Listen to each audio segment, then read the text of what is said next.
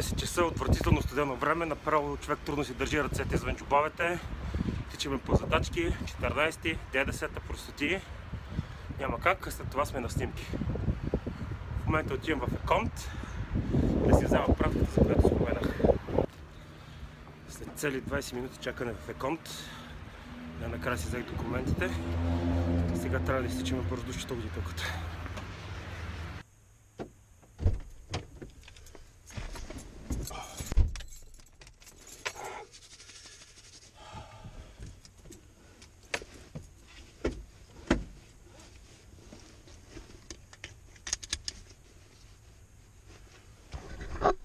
Наистина е студено навън.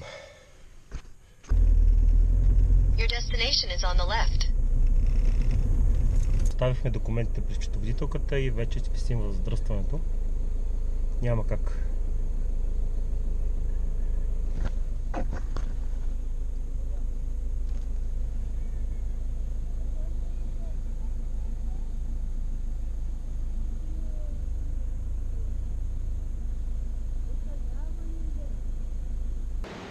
Тук ще ми звъннаха, ще сме 15 човека в студиото.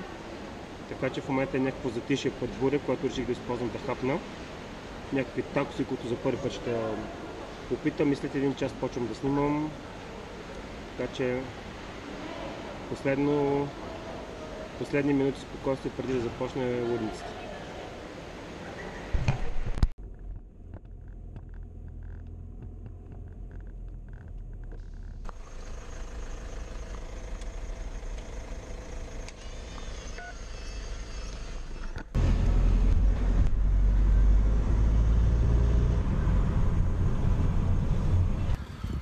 Боже, какво простотия чух преди малко.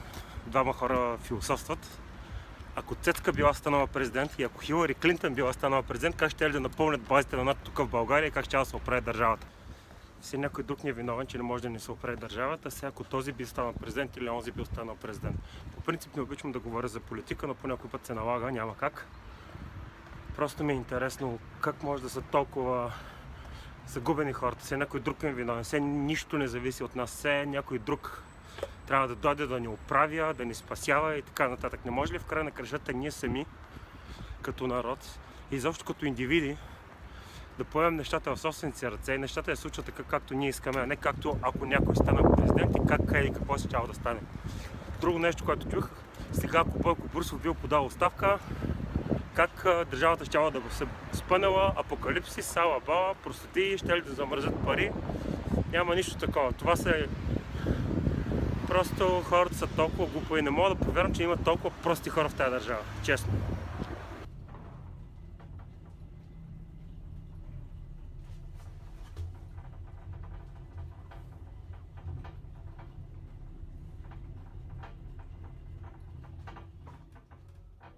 Намираме се в Про 1 студио, най-доброто студио в България, най-добро оборудването с най-готините светкавици на света. Намирате зад мен, както и надписа на шапката. Чакаме си клиентите и след малко започваме работа.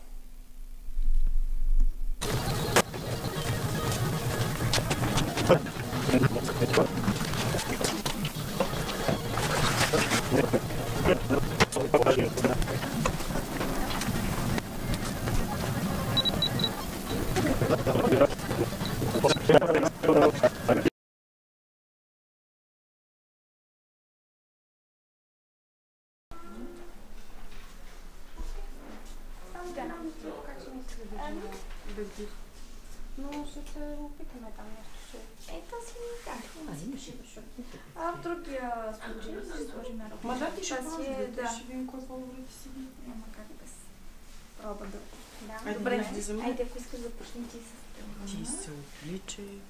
Аз искам.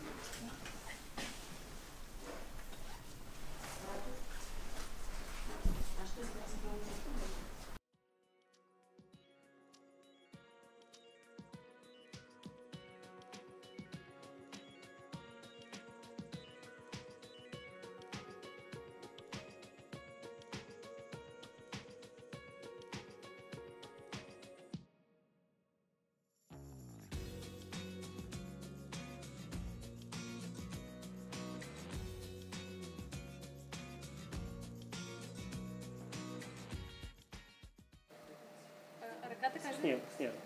Лошо. Още завърти. Още. Ами, преди всичко трябва отпред леко навременно, за да се вижда. А леко е така на тази страна. Също така лекичко на страна. Изправи хубаво. Още изправи. С ръцете. Наведи. Значи, може да застанем. Да. О, сега. Завърти още лицето. Не само лицето. Супер. Още леко насам.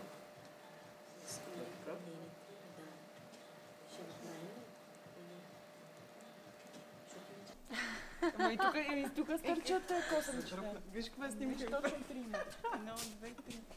Още няма. Коса няма, грим няма, само ногти има.